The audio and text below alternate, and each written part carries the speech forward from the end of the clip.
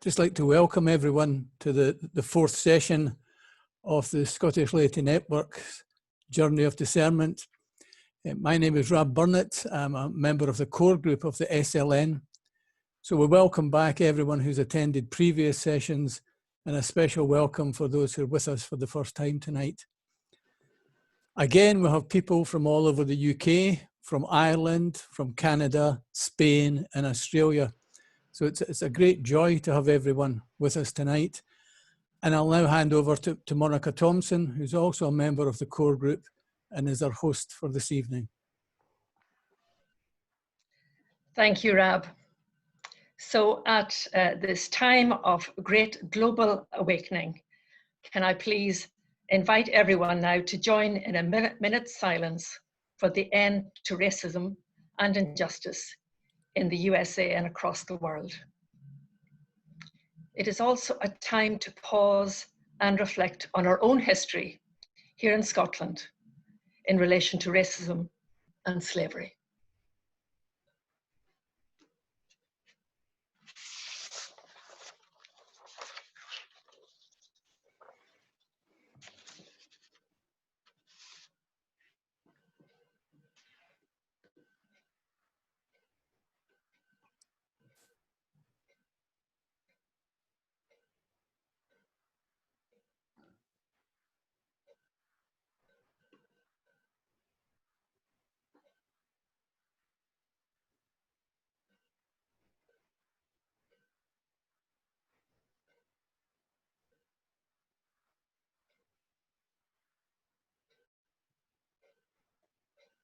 Thank you, Callum.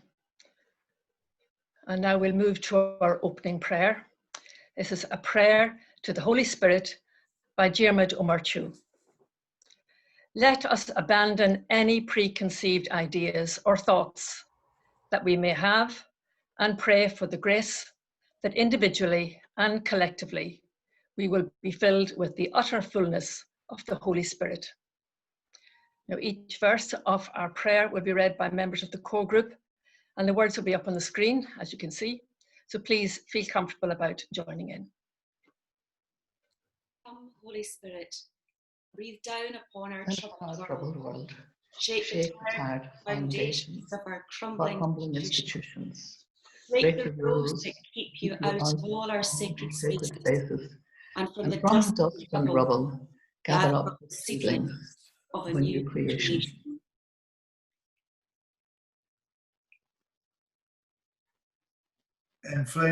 Come, Holy Spirit, enflame once more the dying embers of our weariness.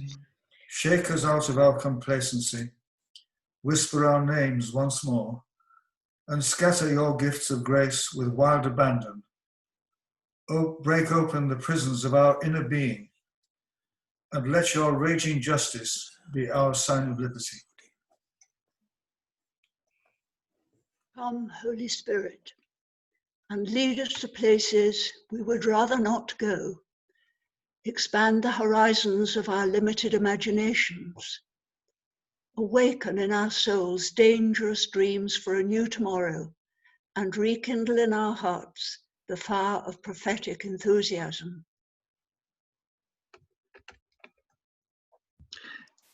Come, Holy Spirit, whose justice outwits international conspiracy, whose light outshines spiritual bigotry, whose peace can overcome the destructive potential of warfare, whose promise invigorates our every effort to create a new heaven and a new earth now and forever.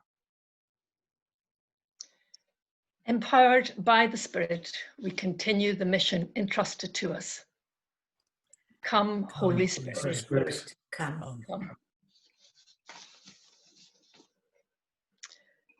So it now gives me enormous pleasure, as a fellow Irish woman, to warmly welcome and introduce our speaker tonight as we continue on our journey of discernment. We are halfway through our journey, and it's a critical place to be at. And the word did get out that we had bagged tonight's speaker, so interest in joining us has just soared. Professor Mary McAleese hailed as the voice the Catholic Church cannot do without, and no doubt at times is also seen as the veritable thorn in the side of Mother Church. Mary is a formidable lady with a formidable pedigree. She is a former President of Ireland and the first president to come from Northern Ireland. Described as a seminal, inspirational figure in Irish politics, she was an outspoken advocate on many issues concerning justice, equality, social inclusion, anti-sectarianism, and reconciliation. Not surprising then that her 14-year presidency was themed on building bridges. She is a multi-award-winning Catholic academic and holds a licentiate and doctorate in Canon Law. Her doctoral thesis, completed in 2018, is on children's rights and obligations in Canon Law. Mary is currently Professor of Children, Law and Religion at the University of Glasgow. She has published extensively and championed such issues as LGBT advocacy, misogyny in the church, the role of women in church leadership, and in faith formation. Tonight, Mary will give an introductory presentation of about 20 minutes, covering these three areas. And as you can see, they've been up on the screen now for a little while. So as if those big areas, canon law, human rights, and the primacy of conscience and the limits of obedience to the magisterium weren't enough, we've also asked Mary, by popular demand, to address the challenges of women in the church and for LGBT church members and their families. Mary brings not only her academic insight to these meaty matters, but also her personal struggles as a woman of faith and as a mother. So no pressure, Mary. We will then, after 20 minutes or so, open up for extended Q&A, and we hope that you will be encouraged to pose your questions in the chat box throughout Mary's presentation. So Mary, you are most warmly welcomed. You indeed have the floor, or indeed the screen at this point. Thank you. Thank you very much indeed to all of you, and a big welcome to each of you wherever you are. I apologise for the difference between my pre-COVID hair and my mid-COVID hair. Lack of open hairdressers explains the state that I am not in, so apologies for that. So we're going to be together for the next hour and a half or so.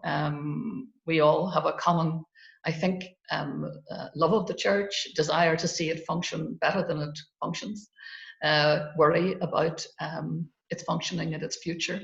Two strands of worry are: one, the management of the church, what I call my church management, and the other is magisterium. And regrettably, when we talk about both, we end up talking about the one entity, because of course the management is the magisterium. The magisterium is also the management. And we're living through a time when both are dealing with contested spaces and feeding, I suppose, feeding cynicism. The poor management feeding cynicism about the judgment of the magisterium, contested magisterium also helping to feed a sense of dysfunction. So for the next 20 minutes or so, I'm going to prime the pump of a longer Q&A session about these three interrelated issues. I know people also want to talk about the issue of women and LGBTI rights issues, and I'm going to, in a sense, draw them all together into one big issue, and asking people just to draw back from what I might call these sectional, bunkered, separate issues, whether it's women's rights, LGBTI rights, reproductive rights, all of these things that have been contested in the church in recent times. And I want you to think about just moving the camera back quite a way, and looking at this looking at the church and the problems within the church in a much, much broader way, but also in a much more integrated way. The three issues that you saw thrown up on the screen there at the beginning were the role of canon law, which is essentially the law of the universal church. It's supposed to be like all laws, canon law of its nature is not divine law, it's man-made law. It may incorporate ideas around the divine, but of itself it's man-made law. It's just a book with laws thrown into it. A code, we have a codified system of canon law that goes back to 1983, and before that we had the 1917 Code of Canon Law. The first time in the history of the church that we ever had codified law was in 1917. And no sooner was it written, of course, it gathered all the old canon law from hundreds of years together, like into a barn, didn't really adjust much, put it into the big barn of one code, and it was no sooner in there when its faults and failings were very evident. Not least the fact that its only language then for its entire duration was Latin, which was not open to a wide range of scholars, but a rather narrow range of almost entirely clerical scholars. And then, of course, post-Vatican II, the huge 20-year project of updating canon law, which is how we get the 1983 code. That's the one that currently operates. But the important thing to note about it is that it is simply man-made law. A lot of the stuff that's in that can change today or tomorrow or be changed. The person who changes that, and we really only have two legislative sources. One is the Pope himself. He is the supreme legislator, and the other one is the Vatican Council. But we've only had two of those, in the last 150 years or so. And so they're the least likely to function as legislators. But the main source of legislation is the Pope himself. He's the primary legislator. The second issue then is the question of human rights and canon law. Canon law 1983, of course, it was devised after the Universal Declaration of Human Rights in 1948, was clearly informed by it to some extent, in the sense that for the first time, the 1917 code had absolutely no mention of the rights of the faithful whatsoever. The concept of individual rights was anathema, essentially, in the church at that time. And so it doesn't really appear. It's not a concept that people are familiar with, because everything is about communio and obedience, not about individual rights. But then comes the 1948 Declaration of Human Rights. It does inform the thinking around the 1983 code. And so you do find there's a whole section in that code on the rights and the obligations of the Christi Fideles. Unfortunately, when I say it's informed to the extent that the church knew that it had to mention rights, but it goes to a very, whereas the Universal Declaration talks about freedom of religion, freedom of conscience, freedom of thought, freedom of opinion, freedom of belief, and announces these as natural human rights. In other words, things that are innate, that come to us by virtue of our human nature. For those of us who believe in God, we would say they are divine, they're God-given. For those who don't believe in God, they would say they arise out of our human nature. The most important thing about them is precisely because they arise out of our nature, because they are divine, in that sense, they are inalienable. The Americans say unalienable, we say inalienable. And that is to say that we're not dependent on a government to grant them or an institution to grant them. These are ours as of right. Many institutions, many governments over centuries, of course, have tried to clamp them and to take them away or to restrict them, including, unfortunately, the Catholic Church. And the Code of Canon Law clamps and restricts those rights quite substantially. The breadth of those rights is constrained essentially by two things. One is the obligation of the baptized Catholic to be obedient to the Magisterium. And in other words, to accept whatever the Magisterium is, essentially what the bishops teach by way of the doctrine and teaching of the church. And the second thing is the obligation of the baptized Catholic to maintain communion with the church. That is to work towards not, if you like, not creating dissent within the church, but rather operating out of, again, operating out of a mode of passive obedience, essentially, to the will of the Magisterium and the voice of the Magisterium. So that's human rights there's a second element of human rights, that one of the ones that I might just touch on in a moment or two, and that is that the Holy See in 1990 became the fourth state party to the Convention on the Rights of the Child. In fact, it was a Catholic priest, Canon Joe Moorman, Belgian champion of children, who really strongly advocated that the world, the United Nations, needed to develop a whole new way of thinking about children and their rights, to move them out of the way in which the church, and indeed the world, traditionally has seen them, and still does, as being entirely under the control of parents until adulthood.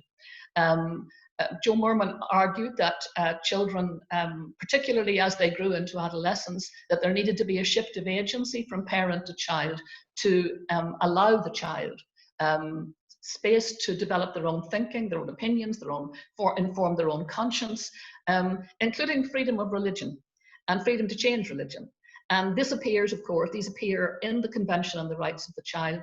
Article 14 talks about the child's right to freedom of conscience, freedom of belief, freedom of thought, freedom of opinion. And it's very interesting that back in 1990, the Catholic Church signed up to that, was one of the first to sign up to it, very enthusiastic. And it was the Holy Sees, which of course, as we know, is a permanent representative at the United Nations, signed up and is a state party. All state parties, when they sign up, are obliged to implement those principles in their laws. Regrettably, 20 years after joining, the Holy See decided to change its tune and now says that it doesn't have to implement those principles in canon law. And if you want, we can talk a little bit more about that later. There is that problem that we come across constantly with the church, of saying one thing out to the world, but then saying something different internally within the church, talking about human rights. Just a couple of days ago, in fact, not just a couple of days ago, yesterday, which was the Day of Conscience, the Universal Day of Conscience, Pope Francis spoke about the primacy of conscience. Yesterday, he said that, you know, in all times and in all places, that he makes this appeal yesterday, just to use his words, he made an appeal that freedom of conscience always and everywhere be respected. And that brings me into the third issue here. So he's speaking out to the world, which is what the church does very well. It uses this platform, described by Ban Ki-moon, I think, once as the pulpit of the world. It uses that platform to talk out to the world, to plead, advocate on behalf of human rights, advocate on behalf of freedom of conscience, religious freedom. But unfortunately, once again, if the church were to turn a spotlight on itself internally, it would find that the primacy of conscience is not a phenomenon that is known within canon law. Quite the opposite. Quite the opposite. And I have here, just if you can see it, I'll just show you this massive tome, which I had to study when I was doing my licentiate in canon law. This is you got the right, here we go now. Can you see, this is the, well, you only see it back ways, but this is the very, very large commentary on the 1983 code. It's about 2,000 pages of a commentary on the Code of Canon Law. There is no section anywhere in it from one end to the other on the word called conscience. And that's very telling. No section anywhere on conscience, never to mind the primacy of conscience. So what I want to look at now really are these three issues. The role of canon law, which more and more has taken center stage in the church since 1983. Since the new code, having been in abeyance essentially for the decades before that, suddenly it comes back into vogue again from the 1980s onwards, and we get a much more juridic, rules-oriented, narrowly interpreted type of legalism within the church. Then And that's a pity, because that's at the very moment when the church needs to do the opposite, when it needs to draw in human rights thinking. Why? Because in the Western world, a very educated generation is now educated about its human rights. People know that they have human rights. People know that those rights can be vindicated. And so when the church says to them that as a person who's baptized, you must believe the following: you must obey the Magisterium, people say, well, hang on a minute, maybe I mustn't. After all, if my conscience says otherwise, have I not freedom of conscience as a human being? So these issues are interlocked, and what interlocks them, and what I want to ask you just to think about for a minute or two, is the question of what links them. And what links them, and what I want now to draw our attention to for this part anyway, we can discuss further, you know, the bunker issues later, but it's the issue of baptism. Baptism links them all. And I believe very firmly that the failure of the Holy See to address the serious flaws in the effects of baptism as set out today in canon law, and the failure to take the issue of human rights and address how human rights now impact on the effects of baptism and the obligations of baptism, I think that is now a really very serious flaw in what I call the christening contract. Now, what do I mean by the christening contract? Well, let me start with, again, words from Francis very recently, back on the Feast of the Ascension, back on May 21st. He spoke to missionaries, and he said to them, look, he said, salvation can only take place through an encounter with the one who calls us. We follow Jesus, we proclaim his gospel through the force of attraction wrought by Christ himself and by his Spirit. And here's the important thing. He says, it is useless, and these are his words, not mine. It is useless and above all improper to insist on presenting missionary activity and the proclamation of the gospel as if they were a binding duty, a kind of contractual obligation on the part of the baptized. Now here's the problem.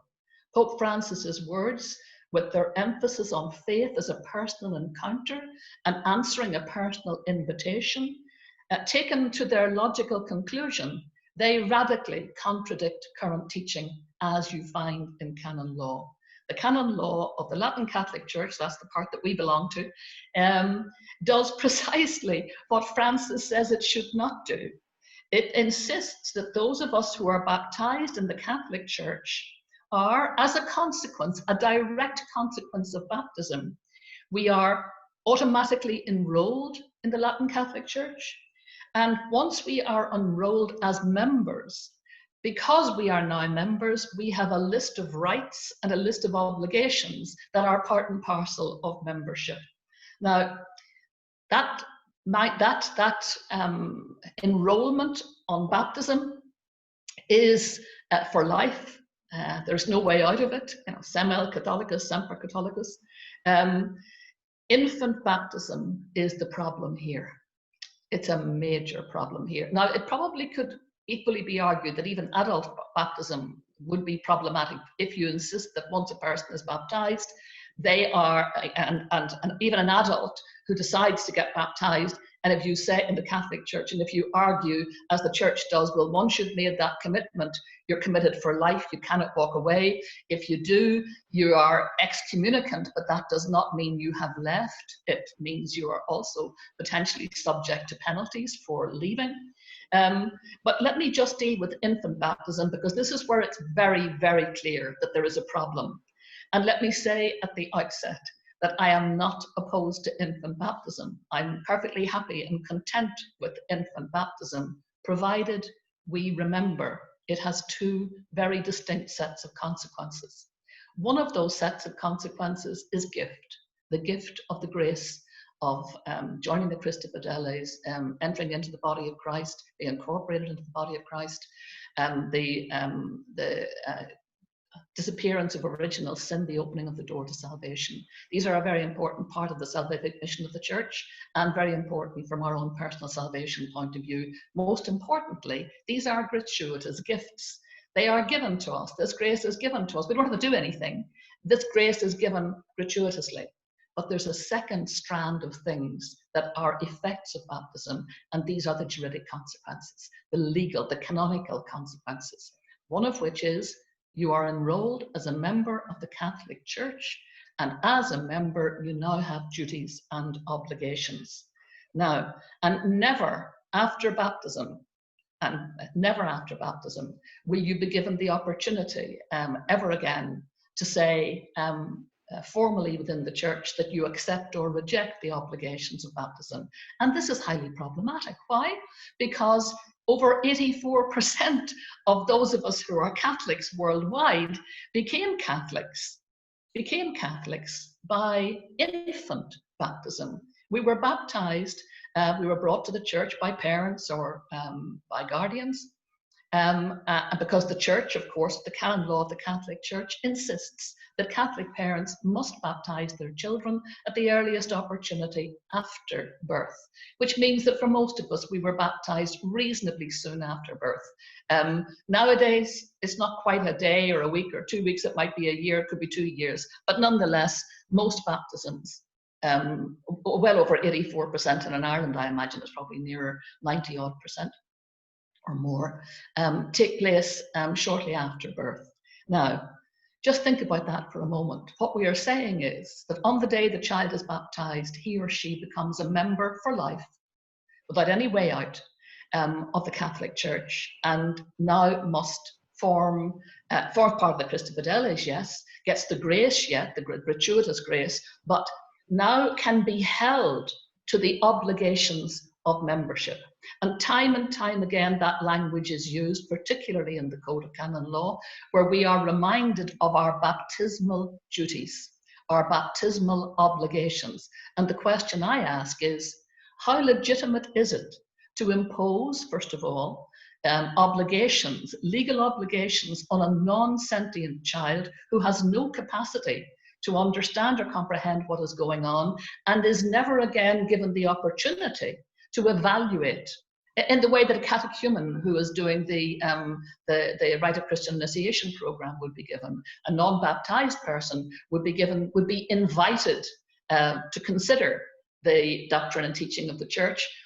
A child born into the Catholic, born into a Catholic family and baptized early, that child will, right the way through the rest of its life, encounter the church's catechesis as a catechesis of obligation, not invitation.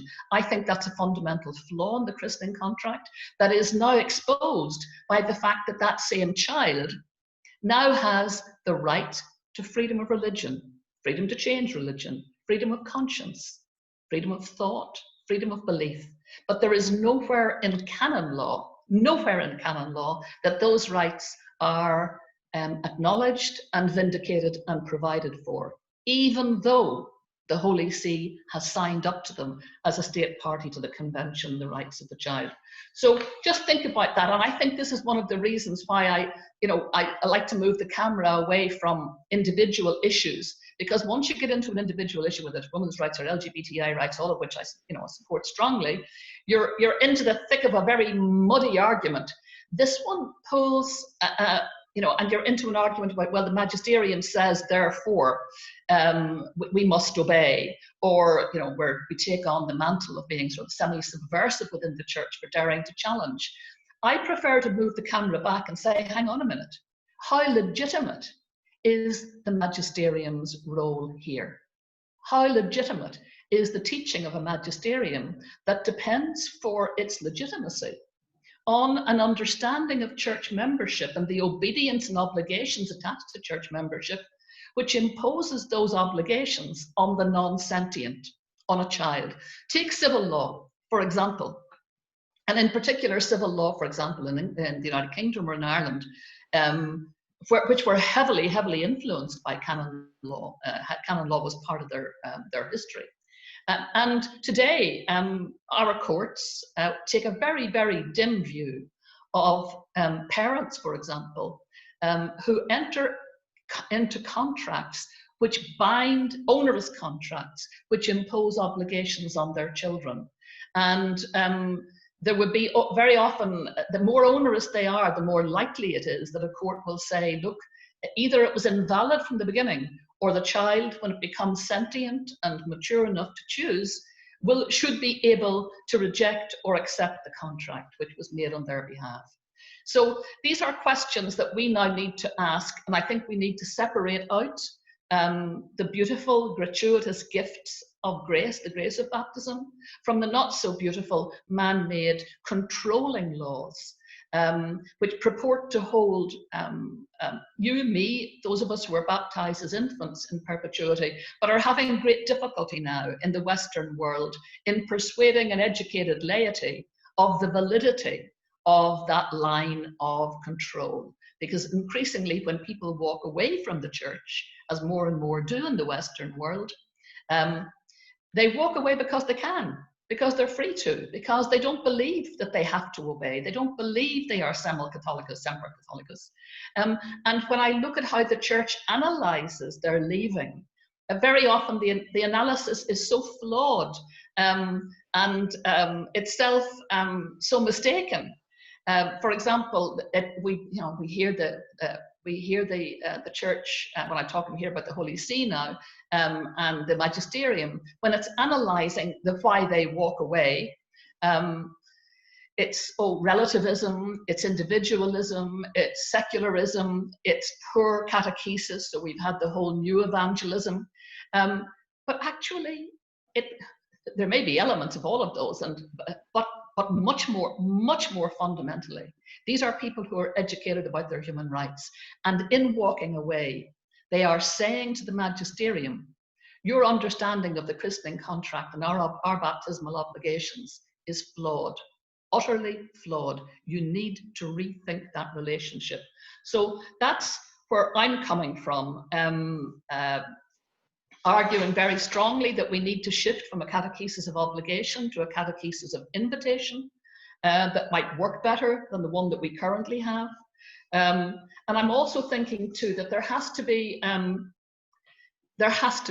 something wrong, doesn't there, that since the Universal Declaration of Human Rights, and in particular since the Convention on the Rights of the Child, which the Holy See signed to, we have never ever had an internal review of the Church's laws in the light of international human rights law. They've never looked at the Code of Canon Law and said, well, how does human rights impact on this?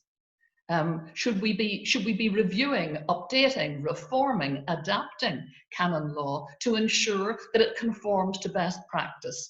Unfortunately, the Holy See needs to find answers, I think, to that kind of question before it runs out of people who actually care about the answer.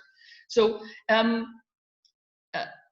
just to very briefly deal with the issue of women in the church, I'll just do it in a few moments, and I think no two issues really show up more emphatically the poverty of scientific illiteracy, or the poverty of scientific literacy and human rights literacy, to say nothing of intellectual dishonesty among the episcopal cohort, which comprises the magisterium of the church, and these two issues, the role of women in the church and its teaching on homosexuality. Women in the church, if you look, I don't know if any of you remember back to the Beijing meeting back in 1995, the UN convention, the UN conference on women, and the Catholic Church was represented there by Professor Mary-Ann Glendon, a great friend of and great defender of Father Martial, the awful man, dreadful, one of the worst criminals in the history of the church. But anyway, she was sent to Beijing to speak on behalf of the Holy See. And here's what she said: historical oppression of women has deprived the human race of untold resources. True progress for women cannot fail to liberate enormous reserves of intelligence and energy sorely needed in a world that is groaning for peace and justice. And she said that the church was a great champion of women. I mean, I looked at that and I thought, oh dear God, I don't believe this. The church is groaning for the role of women and the absence of the genius of women flooding the church. We're so impoverished as a consequence. At the Second Vatican Council, Archbishop Paul Hallinan of Atlanta warned the bishops to stop perpetuating the secondary place accorded to women in the church of the 20th century. And he argued against the church becoming a latecomer in their social, political, and economic development. Well, was he ever prophetic? I saw an article last week saying that from a Vatican woman insider saying how wonderful it was that Pope Francis had appointed now a number of women to roles in the Curia, so that now there are 22% of the roles in the Curia are held by women. That does not impress me, I have to say, in the least. In fact, it just bothers me. Because first of all, these will invariably be almost invariably be entirely subordinate roles. Not one of them will be a woman who heads up a dicastery. There is no such phenomenon. So they will reinforce the idea that yes, bring women in, but put them into relatively, middle of the road roles or subordinate roles. And that's a very 1970s approach to answering the problem of women. That might remember back to the 1970s and 60s when people thought it was okay to have token women, and that would be enough. Well, it never was, and it never would be. It's patronizing and it's also dishonest. If I look at post-Vatican II, the stable lay, we have the stable lay roles of acolyte and lector and permanent deacon, all available to men, even though these are lay roles. These are not clerical roles, but they're only open to men. The role of altar server was opened to women after the Second Vatican Council, but with this proviso that bishops and parish priests were entitled and are entitled to ban women from the altar, just if they decide so, on their say-so, but they cannot ban males. But that's post-Vatican II. So on the one hand they give, but on the other hand they take back. Pope Francis has convened 4 synods, 2 on the family, 1 on youth and 1 on the Amazon. Only a tiny, tiny handful of women were involved in any of them. Not one of them had a vote, even though it has to be said that at the last synod of the Amazon, there were lay men who had votes, but not women. Appalling. And yet we are 600 million female members of the church, growing up in an environment where culturally we are effectively second-class citizens, and just imagine the subtext that sends out to generation after generation of women, generation after generation of men. Just think too how wonderful it would be if our church could make an option for women, and the remarkable domino effect that would have through our world, where women are still essentially in a prison of men's making, of the patrimony's making and of the patriarchy's making. So you get sort of you get really kind of cross with things like Pope Francis saying women are more important than men because the church is a woman. Oh dear. I mean, I just wish he would ask women, how do you feel yourselves? Do you really feel more important? Answer, no, don't at all, and would like to be asked rather than told. Dealing just for a moment then with homosexuality, and then I'll stop and let everybody in. Who am I to judge, said Francis, and everybody said, oh, isn't that wonderful? I didn't. I was not one of the people who said, who am I to judge was a wonderful thing, and he was opening up a debate. I was quite offended by him saying that. Why? Because he does judge. He is the Pope. He is responsible for the legislation that excludes gay people, that uses language about, intrinsically disordered, homosexual acts being evil. That is the language of the church that popes before him wrote, and he indeed, since he has come into office, has underwritten and underlined, and the only person who can change that is him. So when he says, who am I to judge? I say, yeah, you're right. Who are you to judge? You are the judge. Why don't you change it? You feel so strongly about it. Why don't you change it? And he has not done that.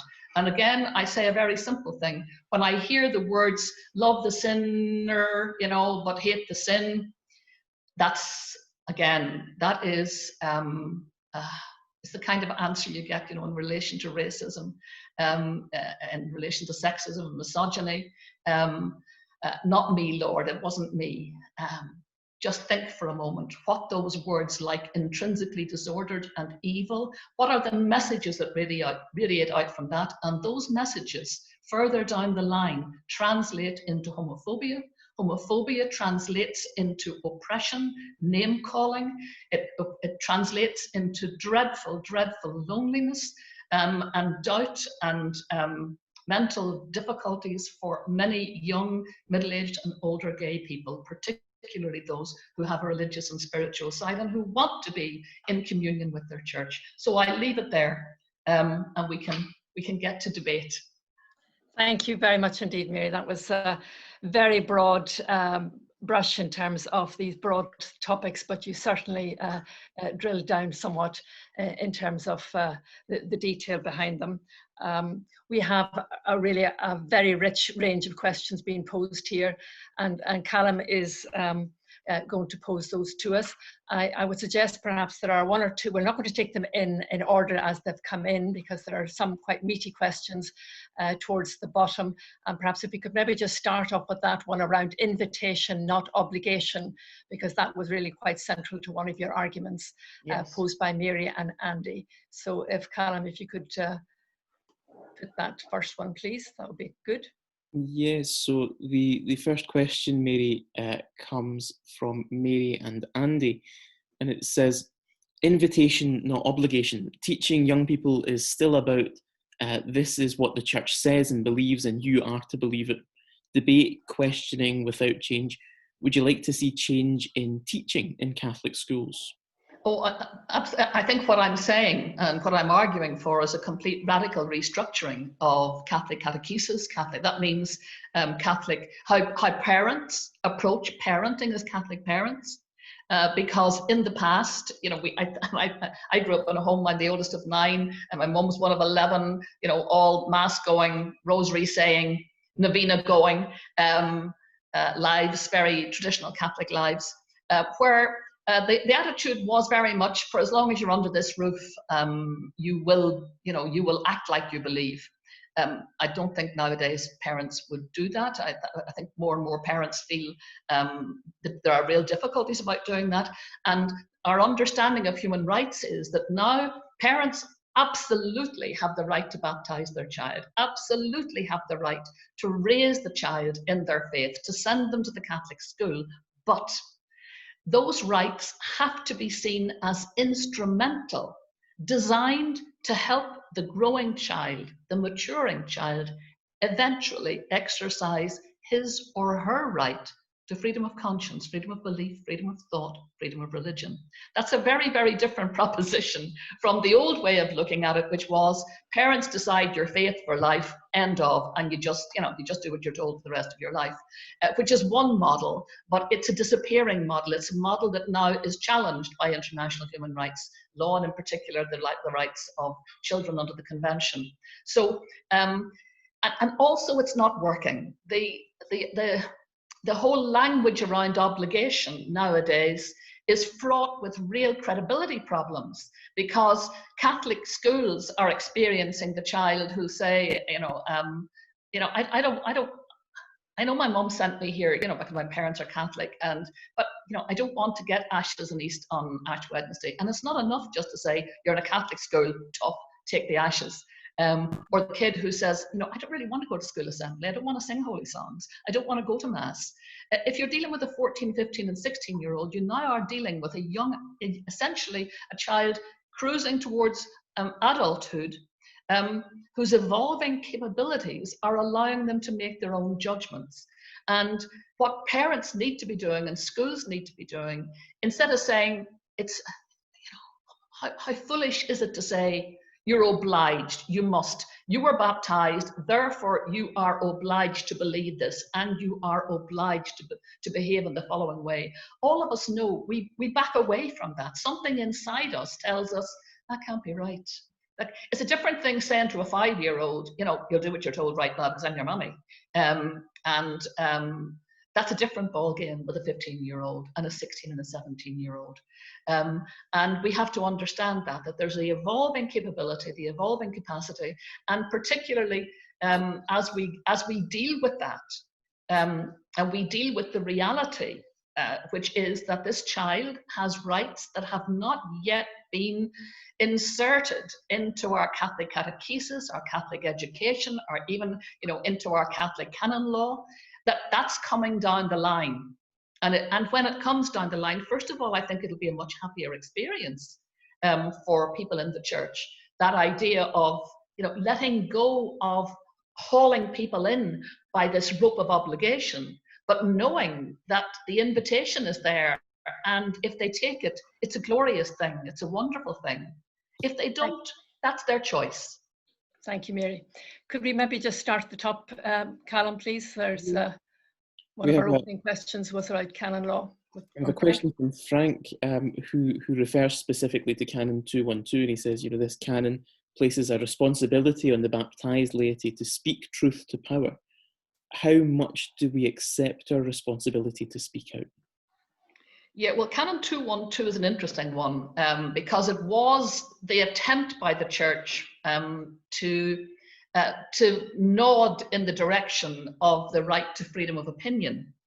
Yet, a very careful reading of Canon 212, you realize, of course, that Canon 212 starts off by saying that we must be obedient to the Magisterium. That's the first thing. Then, as you move down through the paragraphs of the canon, it says then we have an obligation to make our opinions known in good faith to our sacred pastors and to others within the church.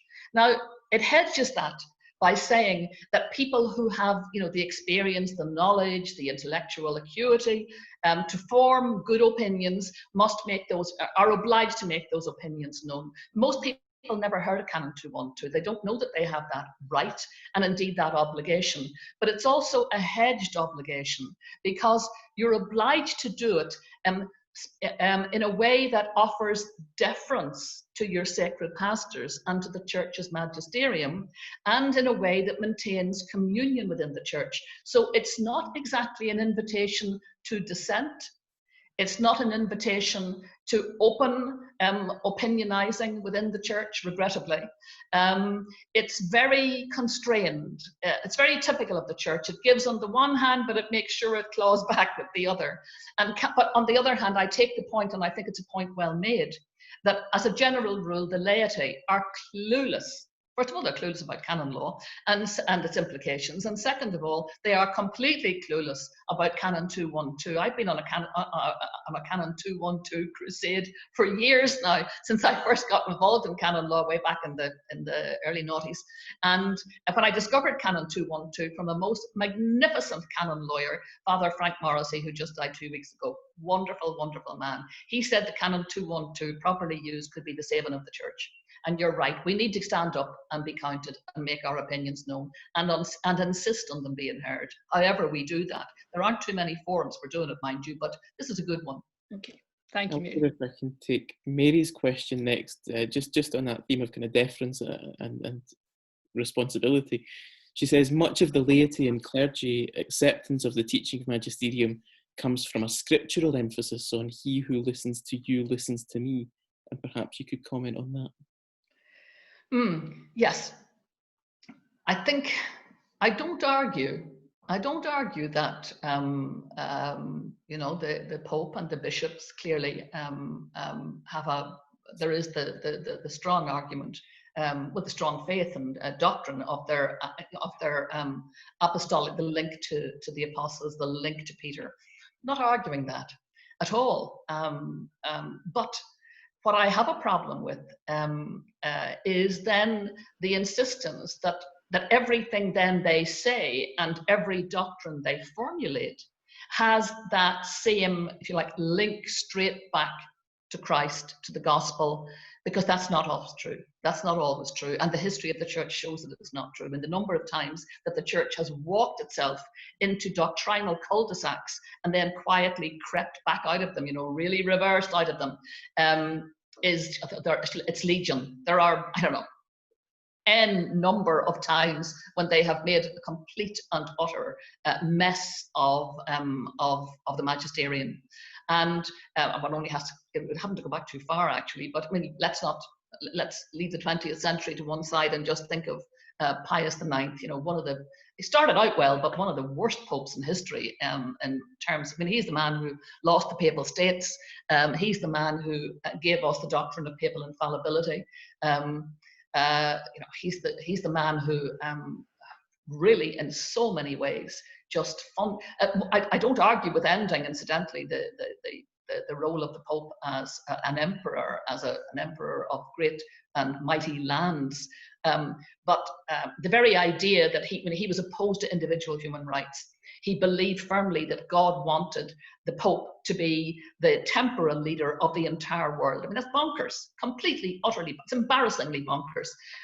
So that's the problem that I have with this constant idea that there is what I call the hermeneutic of continuity, that there is a hermeneutic of continuity that allows the bishops to take doctrine and the magisterial teaching and say that because they have an apostolic line of succession, everything that comes out of their mouths and everything they write has that same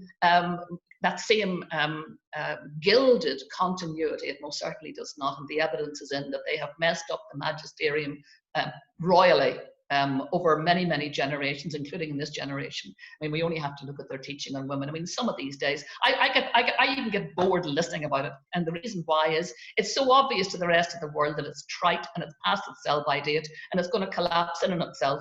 And they've come so close to allying the issue of women and the exclusion of women, for example, from priesthood and from decision-making in the church, that they brought up the big guns of infallibility not that long ago, and threatened us with making it an infallible, you know, actually threatened that it was an infallible doctrine coming out of the infallibility of the people of God. And really you looked at that and you thought, well, when that goes, does infallibility go along with it? Because there's nothing surer than that doctrine is going to go some of these days. It's just going to fall under its own dead weight. In the same way, we've been celebrating here in Ireland, and you too in the United Kingdom, have been celebrating last year the Act of Parliament, British Parliament, in our case in Ireland also, which allowed women into the senior professions. And when I read the parliamentary debates and all the arguments that were raised, why women couldn't be lawyers, why women couldn't be this, why they couldn't be that, all of those, and from the great intellectuals of the day, including, you know, in our time, the Provost of Trinity College, Usher, you know, absolutely misogynistic to the core, but it all fell away. It all fell away, all those arguments, and the church still, unfortunately, still, you know, hauls them out like they are, you know, like they have, like there's some like they're bulletproof, but they're not. They're falling apart around them. And could we maybe move on to another question, please? Yeah, if I can take Hugh's question next. Hugh notes that the pre-conciliar teaching that, you know, error has no rights had hegemony in the church's engagement with issues internally and externally. And whilst it's theoretically been discarded, does that mindset still prevail within the episcopal and ecclesial power structure, either consciously or unconsciously, as we seek to nurture human rights in the life of the church? Well, actually, I think that is... That gets to the core of one of the difficulties, I think, of the current, one of the difficulties, for example, with Canon Law. And it goes back to the point I made that when in 1983 we got the new Code of Canon Law, which was supposed to be based on it was supposed to be based on the council. Now, here's a problem. The council, at the end of the council, all these wonderful documents that were supposed to open up and open the windows and let the fresh air in, and as John the 23rd said, it was to be a garden, not a mausoleum, all these great documents. the bishops all tootled off after the Second Vatican Council, and they left in place no agency, no forum, nothing for driving forward the thinking that was encapsulated in those documents. I think the religious orders were really the only body within the church that each individually took those issues seriously and started to work on their own rules, regulations, and chapters and what have you, and in a sense almost democratizing very often their structures in the light of that changed teaching. But unfortunately, the bishops all scarpered, left no body in charge, and the only one thing that came out of that Vatican Council that had the, if you like, the job of translating the council was the body charged with creating the new Code of Canon Law. And in a sense, it was the worst thing that could possibly have happened, because now everything gets funneled into this code, codified systems that don't have inbuilt ways of updating themselves. The only mechanism for updating the code is for the Pope himself to sit at his desk and rewrite the law. That's the only way. Francis has done very little of that. Very, very, very, very little of that, to put it at its mildest. And so, you have a code that is now, is the vehicle. It became the vehicle for translating the conciliar effort into the broad church. But what it did was it brought it into, if you like, almost the prison cell of law. It trapped it in a legal system that, honestly, by the day John Paul promulgated the law, it was already on its way to obsolescence. That's the problem. And we became, ironically, a much more legalistic church at the very moment when we needed to do the opposite. We needed to become the opposite. We needed to become the conciliar, the open, the garden, not the mausoleum, but actually we created a mausoleum. The 1983 code has been a mausoleum since 1983. Okay, thank you. Helen asks or notes, you've spoken about the church needing to speak out to the world, and perhaps Francis is seen as committed to this. The problem surely is that in many cases the world isn't listening, and indeed many Catholics that she's met have never read papal documents, have never heard clergy preaching or teaching about them. So do you agree that perhaps the wonderful work of the new Human Development Commission, for example, will sadly fall on deaf ears? Well, again, I think the problem with the church is credibility. And the church, beg your pardon, in the world increasingly today, people listen when the Pope says, like, for example, when he talked about freedom of conscience yesterday. I responded to that saying, oh, that's interesting, but why doesn't he say that internally? And why doesn't he then, why doesn't he invoke that right within the church itself? I think there's a major credibility leach here. When the church talks out to the world, as it does often, and has done to great effect. I mean, I think Francis has spoken with great effect, for example, on issues like climate change, on issues like social inclusion, the option for the poor. On those things, I think he is, he's been in a line of good popes who have spoken in similar ways. I think that voice is very valuable in the world. Unfortunately, increasingly, in a time when you have an educated laity and you also have educated non-Catholic observers who are able to say, yes, do you see what you've just said there? That's problematic, because internally within the church you say something different. Let's take something like Dignitatis Humanae, one of the nice documents that came out of Vatican II on religious freedom. And Dignitatis Humanae says that nobody can be forced to embrace the Catholic faith. Now, that's interesting. And if you would look at that and say, well, then does that mean that children who are baptized as Catholics, that they can subsequently decide for themselves? No, because there's a subtext in the document.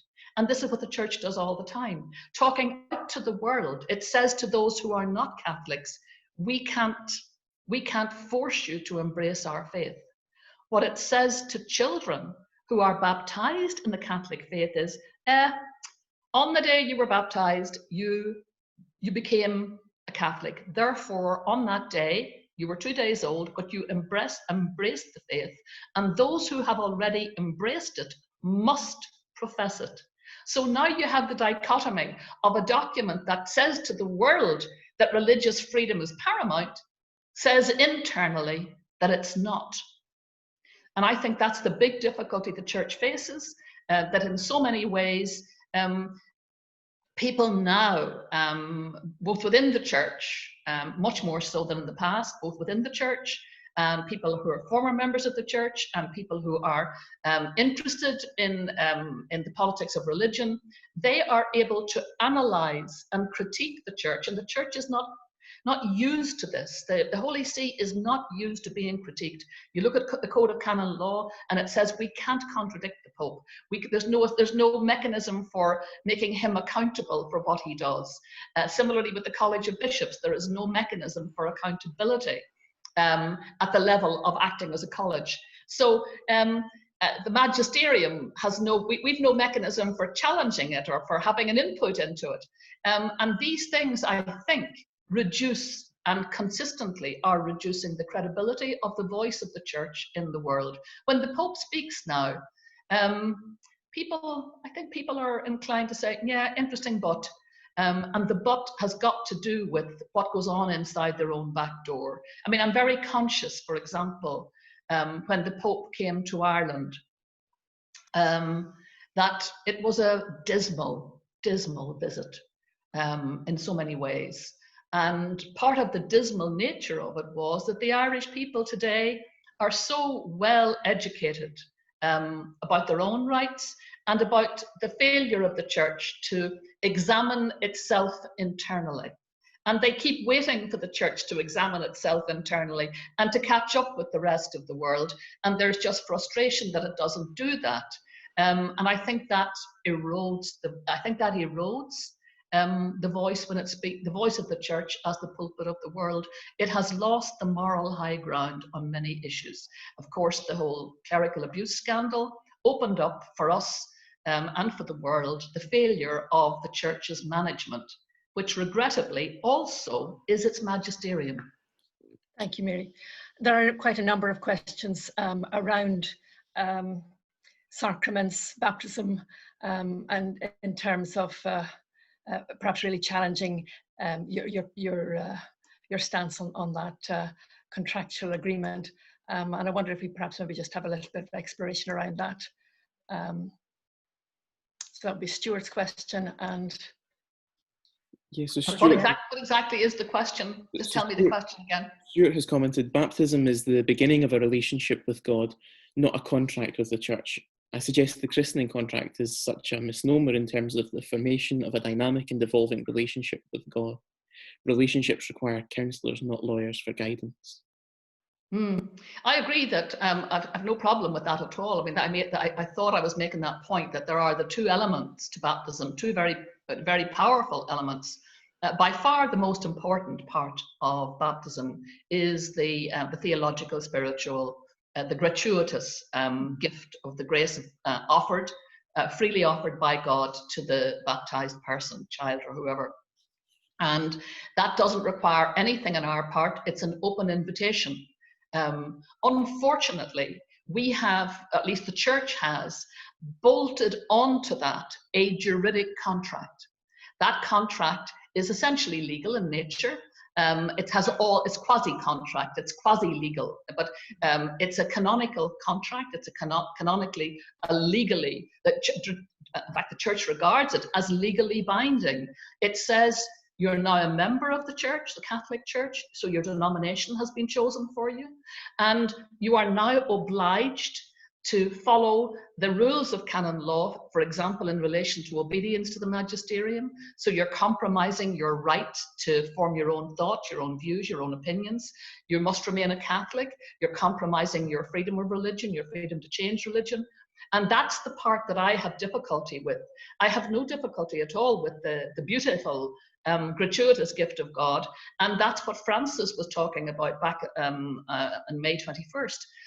When he himself said, look, stop saying to the faithful, you're obliged to do X because you promised to do that at baptism. So that's the problem. I don't know, have I lost you? No, no, that's fine. Can you still see me? Okay, that's good, because I've just lost the sight of that, but that's okay, that's grand. Go ahead.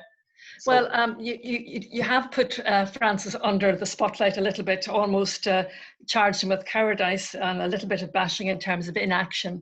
I just wondered if we could pick up on Robert's question around Francis' vision of the church, and what your thoughts are on that. well, I don't know is the answer to that. I can't assess Francis. For me, Francis has been what I'll call a journey into disappointment. Things he said made me hopeful.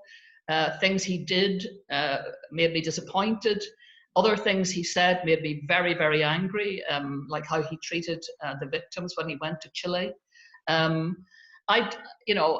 Setting up the Pontifical Commission for Minors, for the protection of minors, good, and then failing to follow through and giving it proper teeth, bad. So I think he's a very mixed bag, to be honest, and I just can't get my head around Francis. Who am I to judge? On the one hand, it seems to me that he has appeared anyway to encourage debate, which was good because we needed the freshness of debate. He has encouraged subsidiarity, which is good because I think we needed to push decision making away from the central curial, that clutch and the clamping effect of the curia, and push it down to local level. Good, but it's the follow through on those things that bothers me, because he talks up things and then nothing happens. It's like the who am I to judge? That offered initially such hope to people like me. I'm the mother of a gay son. I've been a champion gay rights years before my son was even thought of, before I even got married. Back in the 1970s, I was I was a founder member of the campaign for what was then homosexual law reform for the decriminalization of homosexuality, which I've always regarded as a fundamental human rights issue. And I look at those things, and my church was very, very slow, and is very slow to accept the science, to engage with the science, to listen, to really, really listen to the pain of particularly young gay people. Young gay people who've grown up in the church, as my son did and as his husband did, who were great, young altar servers, who loved going to the youth days, the World Youth Days, and to see their enthusiasm seep away as they make the personal discovery that they are gay and that they are regarded in a particular way by the church, and the church uses language about them that they are convulsed by, into anxiety by. So look, Francis to me is just been another pope who talks things up and then doesn't do stuff. Okay, so let's maybe move to places nearer home. What about our local hierarchy, our bishops? How do you feel we can engage perhaps with them in terms of challenging them when their first recourse is canon law? And I wonder, Monica, if I can just present two questions together on that one. So yep, that there's the question, from John, what would you say to a bishop, is exactly as you say, Monica, whose first recourse is canon law?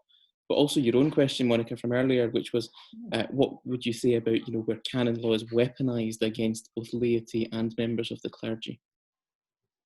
Yeah, that's I think exactly the problem that I've been trying to point up, that since '83 we've become a very rigidly canonically driven a church driven by at the curial end, at the Holy See end, at the managerial end. It's become a church that reaches for the rule book.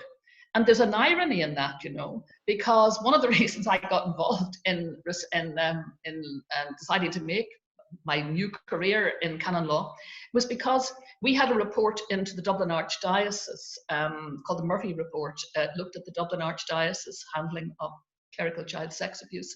and a very extensive report. And one of the things that it said was that that the experience in all the cases that it looked at, and it looked at hundreds and hundreds of cases, not once was canon law of any use to a victim. And that is very, very telling. Not once was canon law of any use to a victim. And I looked at that and I said to myself, something seriously wrong here. If the system is such, if the canon law system is such that it cannot dispense justice to victims and is supposed to be a law based on the word of the gospel and the word of a loving God and Christ, there's something systemic and embedded here that needs to be whittled out, needs to be weeded out, still needs to be weeded out. So that's my view, that you're dealing with a system, a canon law system that rigidified very quickly post 83, and became simply a tool for protection, not of the church. This bothers me when I hear people say that, as indeed some of the commissions of inquiry have said, but I think incorrectly, have said that that when the bishops acted in the ways that they did, moving priests, etc., that this mismanagement was to protect the church. It was never, ever to protect the church. You and I are the church. It was never done to protect you and I. It was never done to protect us and our children. It was done to protect clerical priesthood. That's a different ballgame altogether. But for many in the Curia and many in the Holy, and those who've occupied the role of the Holy See, when they think about church, it ends with priest. They forget that there are 1.2 billion laity who are entitled to a voice, but because there is no vehicle for our voice, we're just to pay, pray, and obey. And the protections of canon law were used, they were used to protect priesthood, not the idea that priesthood, of course, by virtue of ordination, the person undergoes an ontological change, and the idea that priests are called by God, and therefore God can't make these big, gigantic mistakes by, you know, by ordaining or calling pedophiles. All of that goes to the heart of, again, the flaw in the thinking. So I think that I think we really need to break open canon law, and one of the ways we can do that is by exposing it to human rights language, the language of human rights, and insisting that our church say, here's our code of canon law, here is what we understand by human rights, here's what we as the Holy See have agreed to, the principles that we agree to. Now let's see to what extent canon law is absent a sense of those human rights realities. We need to break it open. Thank you, and well overdue in terms of being updated. Can we have another question, please, Callum? Yeah, so again, on the vein of where we go, in the absence of having our foot in the door of changing law, are we left with more robust methods of trying to be heard? You know, this analogy of throwing ourselves in front of the Queen's horse. The questioner asks, we can't wait for a pope to have the strength to rewrite canon law. Other than leaving and cutting off revenue, are there other methods, especially that involve coming together with international pressure groups?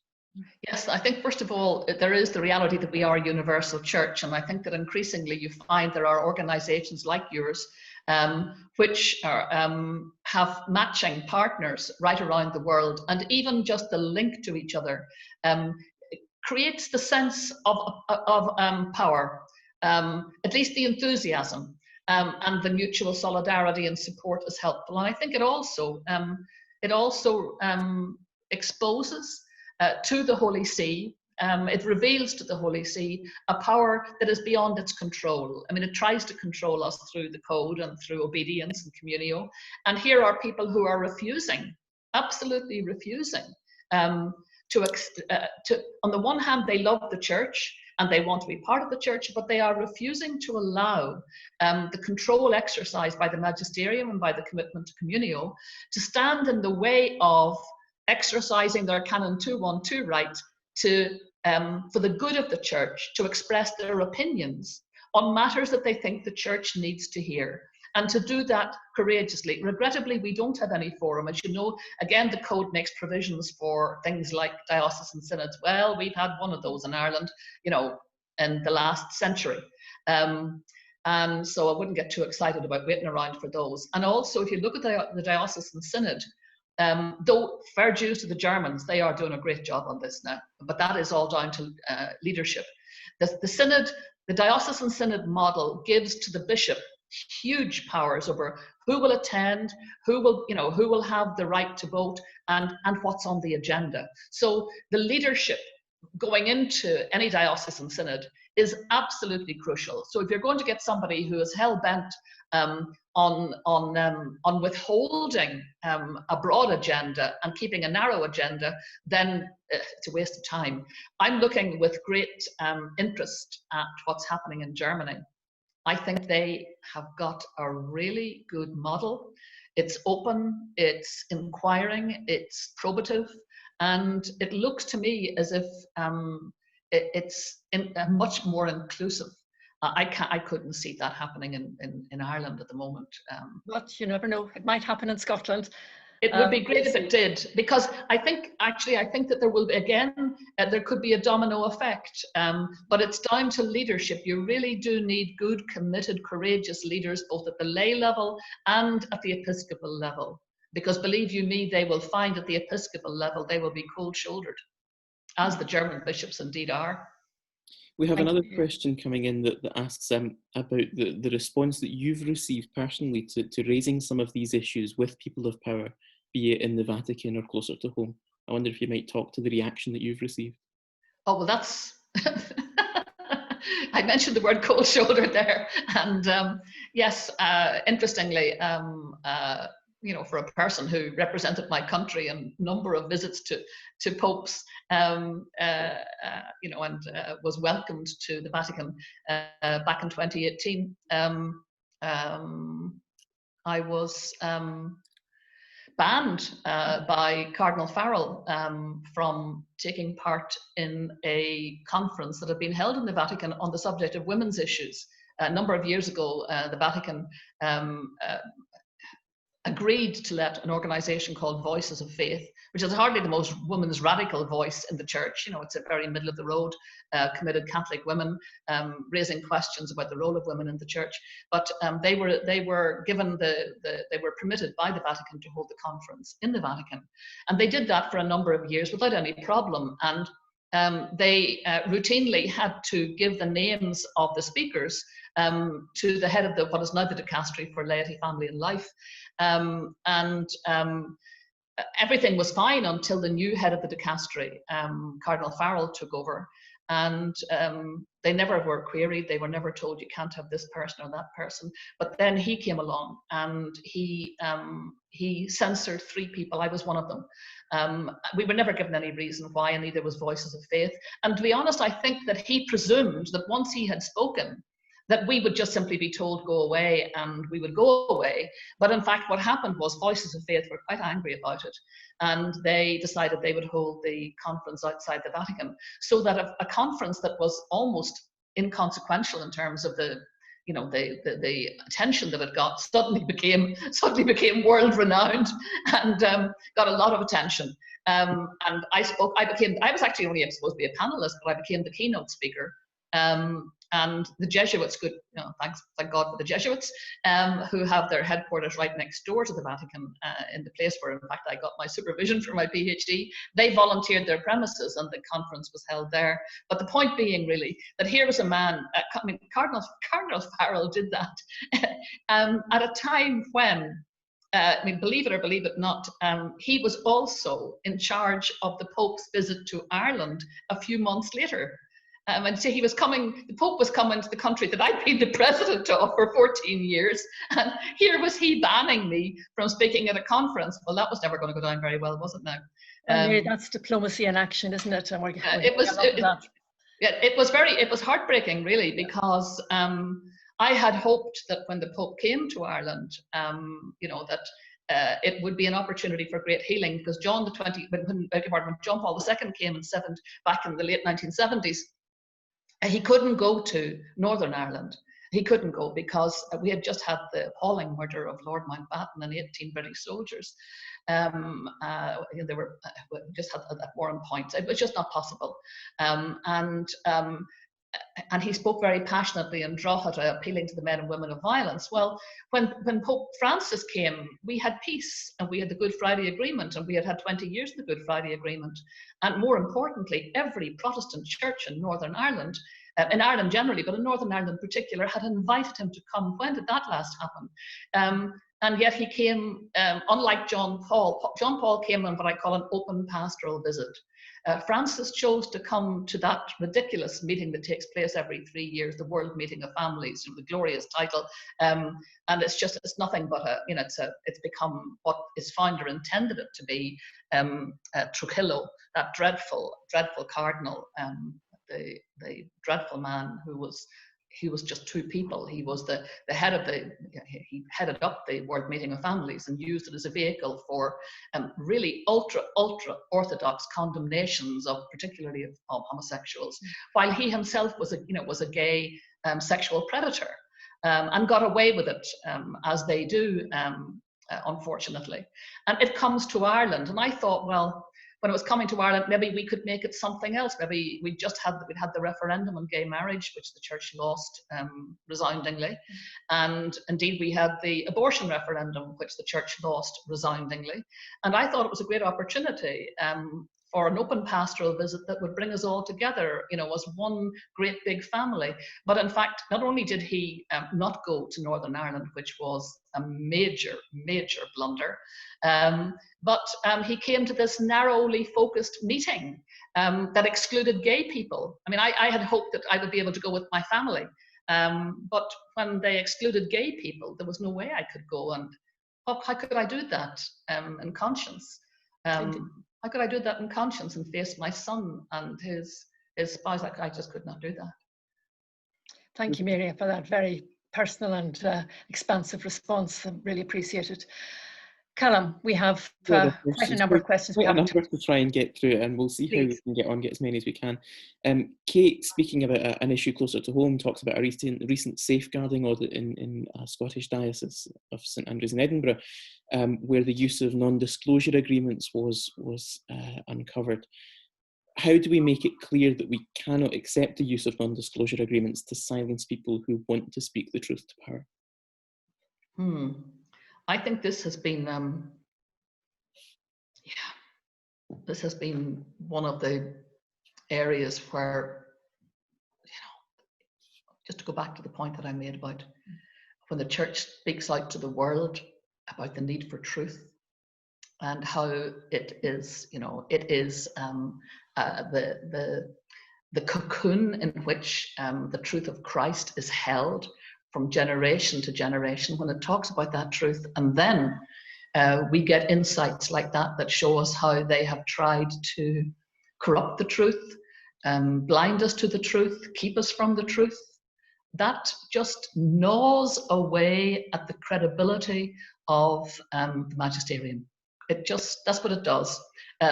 They may think it protects something. They may think that it helps, that it, I don't know what they think, because my mind can't get inside that kind of mindset that is so afraid of the truth, that it really corrupts the truth, essentially.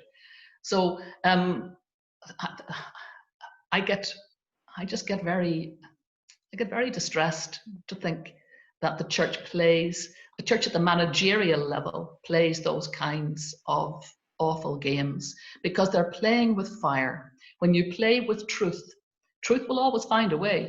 You can pour as much concrete as you like over it, but somehow there will be a bubble, and that bubble will burst, and through it will come the truth. The truth will come to the surface. It always does, sooner or later. And when it does, the church gets damaged. The church as institution gets damaged. We see it time and time again. Thank you, Mary. If I can cross to John's question, John says, for most Catholics I know, the code has no importance for them, even if they've heard of it. And the reality is that most Catholics do walk away, and many Catholics do question the church. Might the reality be that the law has very limited significance for believers and that the Spirit has a greater bearing on the baptized? Yeah, I wouldn't disagree with that. I think that for many, many people who walk away from the institutional church, it does not mean that they walk away from faith. It doesn't mean they walk away from Christ. It doesn't mean they walk away from a sense of God. It doesn't mean that they walk away from principles and virtues and goodness and decency. Far from it. In fact, for many of them, it's precisely because they believe in the principles of virtue and decency and truth and goodness that they feel that staying within the church somehow corrupts them or makes them collaborators in a system that has itself been corrupted. So I understand that. I wouldn't have any great difficulty with that. But for someone like me, who has chosen to stay in the church, I'm just looking at how can we weaponize the stuff that's in the church to try and reform and radically reform it. And the Code of Canon Law is a major tool, a major tool. It's at the moment, it's operating as a huge braking mechanism, a massive braking mechanism on the church, because our clergy, our bishops, they are formed in a particular way, guided by the code. They are formed in a particular way, and in a particular way of thinking that is fundamentally unsuited to the world that we now live in, and certainly unsuited to the future. But so I choose to make canon law, if you like, the ground that I stand and fight on in a way. And I think that Catholics, those who stay, those who remain faithful, in a sense have an obligation to inform themselves about what their church says. I remember when I first raised the question about infant baptism, there were a number of theologians, and theologians, of course, remain in one bunker and canon lawyers remain in another. And theologians don't know much about canon law. Canon lawyers might know a wee bit about theology, but not an awful lot. Canon lawyers know very little about civil law and human rights law. Theologians know almost nothing about human rights law. And so when I first raised it, a number of theologians, including one of the men who I think spoke to you, is it Massimo Fagioli, went nuts. I mean, how dare I talk about infant baptism and how wonderful it was. And he didn't read what I said, that's the first thing. And I'm always skeptical about people who rush to judgment without actually knowing what the person said and the why of what they said. But what I said was very simple, what I said here today, that there are two strands to baptism, one of which is wonderful, and that is the gratuitous and the gift and the beauty. But the other part is the canonical, the juridic, the hard law. And it's the thing that is crippling the church. And actually, in many ways, it is controverting and making Christ's work difficult. Christ offers invitation, not obligation. But the canon law imposes obligation and kills the invitation. And I think in doing that, it really makes Christ's job and God's job really very difficult. Splendid. Do we have time for one last question? Yeah, or maybe two? I think we can maybe squeeze two in. Good. If I take a question from Kevin, which is, how can the church still very much condemn LGBT rights, but yet knows that a very high percentage of its priests are gay? Does this contradiction not point to a serious refusal to self-reflect? Absolutely, 100% agree. Couldn't agree more. I mean, I have. I think I'm probably right in saying that I was the first person to write in the Catholic press in Ireland and in Britain many years ago about the flight of heterosexual males from the priesthood in the wake of the Second Vatican Council. And I noted then that when that happened, when that flood of that exodus from the priesthood happened, it left many men marooned. Some of them, of course, are still heterosexual. Many of them are, but it left marooned many of the gay men in the priesthood. And more and more, I have seen, having lived in seminaries and having over the last number of years living in Rome, very conscious that so many of the young men I met, even when they, as sometimes they do, use very homophobic language, it's very often just simply to cover up the fact that these are young men who are very, very conflicted about their sexuality. They are young gay men who have entered the priesthood in good faith, but who know that if they are honest about their sexuality, then the chances of them proceeding to diaconate and ordination are very much reduced, if not completely obliterated. And so I know many wonderful gay priests. I know many very troubled young gay men in the priesthood, young gay men who have joined for all the wrong reasons, in a way sublimating their sexuality and thinking that some kind of spiritual heroism will get them through all their lives. Probably will not, particularly as they grow older and the loneliness of priesthood gets to them. And the very thing that you have articulated in that question, the hypocrisy at the core of it. I mean, you only have to be in Rome and in clerical circles a very short time when you realize the overwhelming number of gay men who are there and who are not dealing well with their sexuality, who are essentially living a lie. And you feel sorry for them, because when they look at what the church says about people like them, how can they live any other way except live a lie? When I was at the Gregorian as a student, I was asked to do a seminar, a conference on reconciliation in Northern Ireland, and by a friend of mine who's a Jesuit priest there, and I said I would do it. It was a Q&A rather like this, and beforehand the questioner and I met and went through the questions, and everything went well. For about an hour or so we discussed what we would discuss in the Q&A, and then at the end, as I was leaving, he just grabbed my arm a little bit too firmly and he said, "Oh, by the way, one more thing, don't mention gay rights." There you go. And I said, "I'm sorry, I didn't." I was quite outraged, to be honest. I was not polite to him at all. And I said, "I don't like being censored. We've had an hour's discussion. The matter didn't come up, but if it comes up in a Q&A, a live Q&A, of course I'll deal with it." But I said, I said, actually, I'm really rather tired. At this stage, I had had quite a number of interventions from young priests and young seminarians with whom I was either in class or socializing that were absolutely toxically homophobic. And I'd had to say to them, look, I wouldn't accept this language from anybody, and I certainly will not accept it from pastors. It's completely unacceptable. And it could do damage to the people who are simply listening to you. Because as I pointed out, I've been working with the gay community for 40 years now. I've got a fairly good gaydar, and I was pretty sure that in the company, among their classmates and their peers, there were young gay men who were dying inside because of what they were hearing from their peers. And so it proved. I had many conversations over the years I've lived in Rome, tragic conversations with tragic young people who were not getting the kind of support from within either their seminaries or their religious orders, who were living the lie. And I made it known to that guy that day who was supposed to be the question master, that I really, you really get frustrated at being told, don't mention gay rights. Why would some place like the Gregorian feel that they couldn't deal with that? But that, I think, is very telling. They couldn't and didn't want to. Well, thank you, Mary. That was very comprehensive.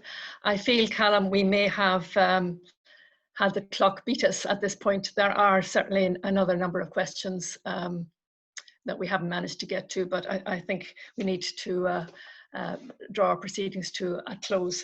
So can I, on behalf of all of you as participants, thank you particularly for contributing so generously with questions. Not all of them we've managed to get posed to Mary. However, they are there, and we will pull those into our general discernment process. Mary, may I please extend a very warm thank you for your generosity of your time, for your honesty, your expansive responses to a very wide-ranging range of questions.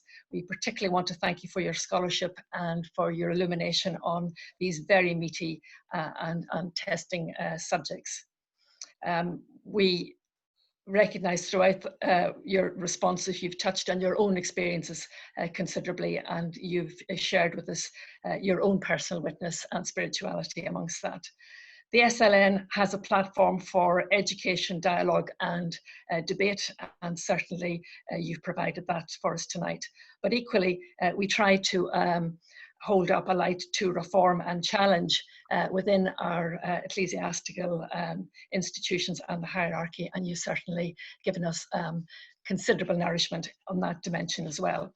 So as people of faith, we have been spiritually starved, I think, for some time, and your contribution tonight certainly has gone some way towards feeding us. So thank you enormously for your time. And well, thank you so much for asking me, and thank you to all the participants who've been listening in, God help them, and to all those who asked questions. But the questions were all just bang on. Thank you so much. Good. So as we now move along our journey, you will find that in the next couple of days you might get yet another email from our good friend Rab, inviting you to please, if the Spirit has moved you along the journey, what your observations and reflections have been, not just over tonight but over the coming days. So please communicate with them around that, and all of those offerings will go towards populating our thinking on our big assembly day on the 11th of July. All of the responses, observations and questions obviously will all be pooled in a confidential manner and respected. So please feel comfortable about that. Can I please now move towards closing our business tonight? And can I close with a prayer for Mary particularly, and a prayer for all of us in our contributions tonight. Loving God, we pray and we thank you for the gift and ministry of Mary. We thank you for what she has shared with us tonight. We ask that you anoint her anew with your Spirit, such that your life may be deepened within her. We pray for all of us gathered here tonight. May we have the wisdom to see the face of Jesus in the face of all of those we meet, the courage to do what is good, and the discernment to know exactly what you want us to do. Bless us with the grace to thirst and hunger for justice, and grant us the gifts of patience, wisdom, and perseverance. We ask this in the name of Jesus, our Saviour and companion on our journey. Amen.